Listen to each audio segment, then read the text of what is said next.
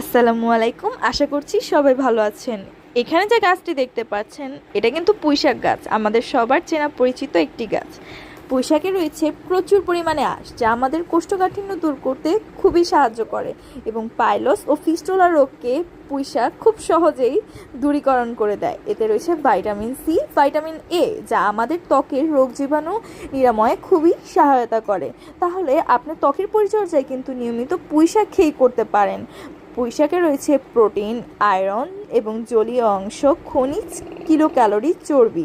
তাহলে আর দেরি কিসের? আপনারা চাইলেই আপনাদের বাসার আনাচে কানাচে যেখানেই জায়গা খালি পাবেন সেখানে এই গাছের রোপণ শুরু করে দিতে পারেন। আর এই গাছে কিন্তু ঠিক তেমন যত্ন করা লাগে না, ভাবতেও অবাক লাগে। এমন একটা পুষ্টিগুণ ধারণকারী গাছের কোনো যত্ন ছাড়াই আপনারা এত সুন্দর উপকারিতা পাচ্ছেন।